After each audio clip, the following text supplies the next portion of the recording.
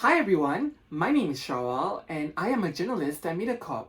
I am also a volunteer with the National Library Board, and today I will be reading to you a story called Beverly and the Peranakan Feast. Now this book is written by Deborah and Francisco and illustrated by Madeline Wee. A special thanks to Straits Times Press for allowing us to share this book with you. So, are you ready? Let's go!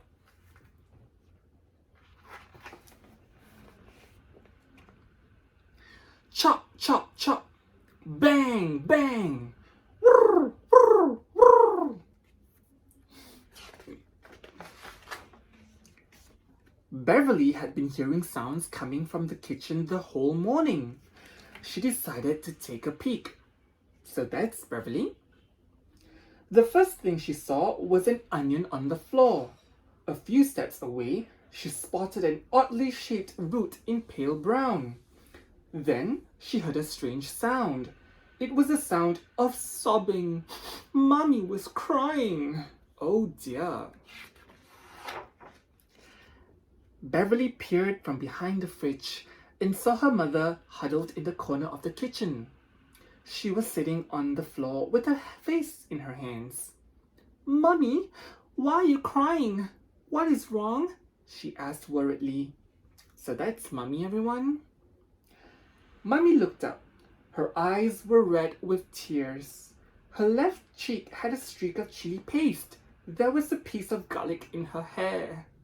So Mummy looks quite messy here, children. "I invited my friends over for a Peranakan feast. I am trying to follow Mama Dot's recipe for sambal udang. But the color of the rempah doesn't look right. I will have to call them to cancel the dinner. I'll never get this right. It's just too much work." Oh dear. She sighed a big sigh and went back to weeping into her hands again. Poor Mummy.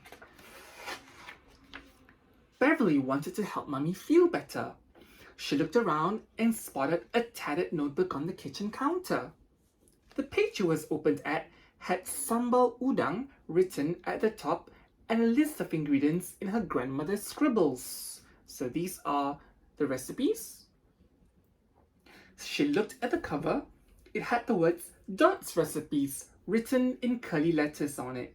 She knew this recipe book had once belonged to her grandmother, Mama Dot.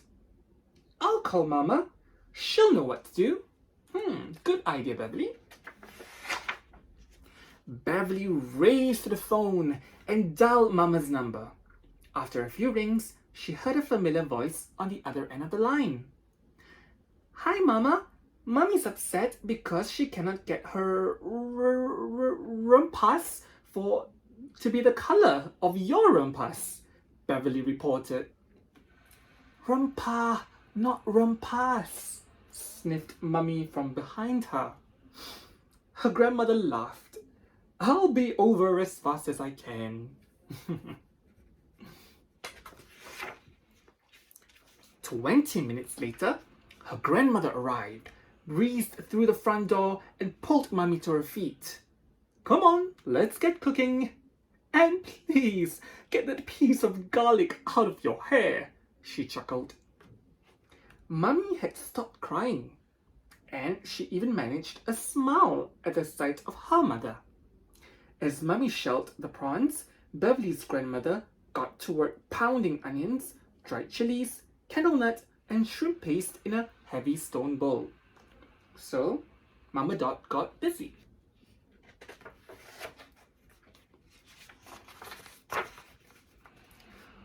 "What is that?" Beverly asked. She touched the cold grey stone. It felt rather rough. "We call it a batu lesung. It is an important tool in the Peranakan kitchen," her grandmother said, as she pounded the ingredients into a thick red paste. "So, this is called the batu lesung, children." "Can I help too?" Beverly was so excited that both her mother and grandmother were in the kitchen cooking together. She wanted to cook with them too. Mummy was thrilled. "Of course you can. I think bong tau hu is the dish for you to work on. It's a very tasty soup. Beverly was excited. Bong Tao Hu? I know that dish. It's my favorite Nyonya soup. That's the one with the meatballs. So that's Beverly's favorite dish. Beverly was soon pressing the water out of a piece of bean curd, which she had wrapped in a piece of muslin. It was tough work. No matter how hard she squeezed, there would still be more water dripping out of the soggy bundle. When the bean curd was all mashed up and dry, Beverly mixed it with minced meat, prawns, and fried garlic. Mummy then seasoned it with salt and pepper. She also added bamboo shoots, so thinly sliced, they looked like matchsticks. So these are the bamboo shoots? Don't they look like matchsticks to you?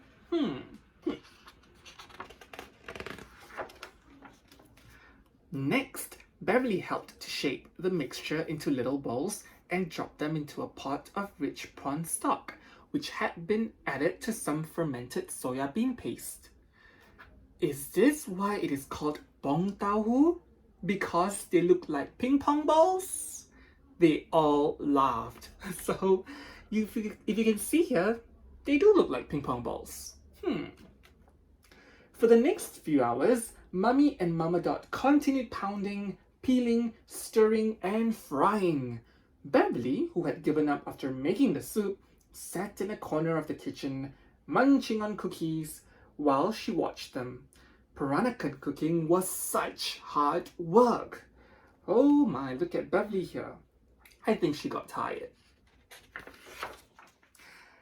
Beverly spotted the old recipe book and opened it. Every recipe looked so challenging to cook, with many steps and countless ingredients. Mama Dot, how do you cook Peranakan dishes so well? These seem so difficult, Beverly called out. So this is another recipe that Beverly found. It's called the pulut hitam. It's a nice dessert. Mama Dot smiled. I learned how to cook from my mother and aunts.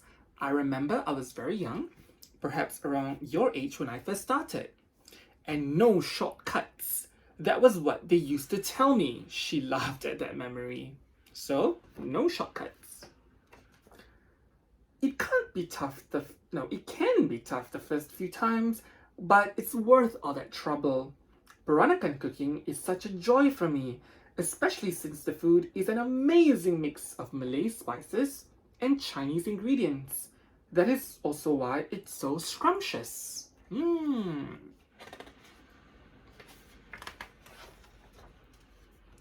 Mama Dot continued cooking, and Beverly's attention returned to that precious recipe book. She turned a page and stopped. Something interesting had caught her eye.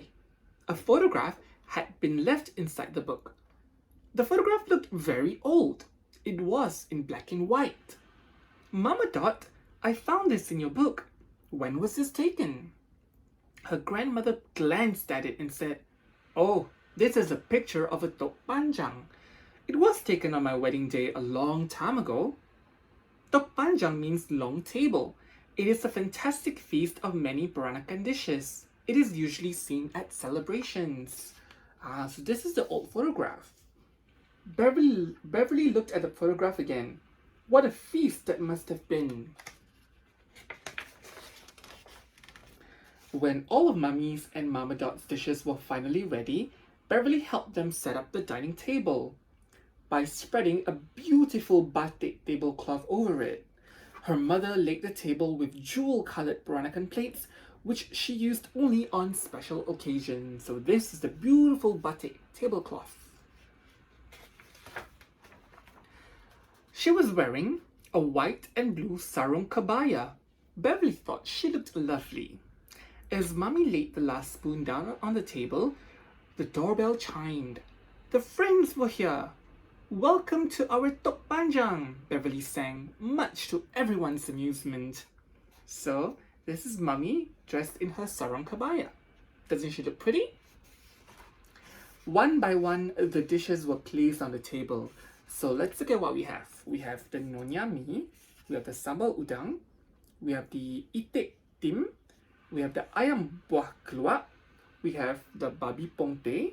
We have chap chai. And of course, we have pong tauhu. And who made this pong tauhu? It's Beverly.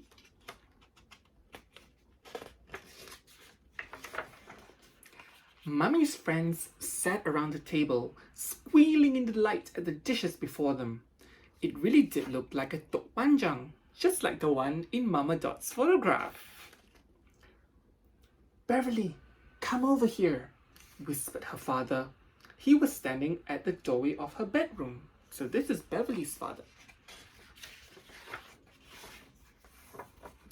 She peeked in and saw, to her surprise, small dishes of the same food she had helped to cook on her play table. Everything looked so colorful and smelled so delicious. Let's have our own tok panjang, giggled Mama Dot as she joined them in Beverly's bedroom, and the three of them sat down to enjoy their own Peranakan feast. So, this is the party in Beverly's bedroom. So, with that, we have come to the end of this story. We hope you've enjoyed this book, and I hope to see you soon. Bye-bye!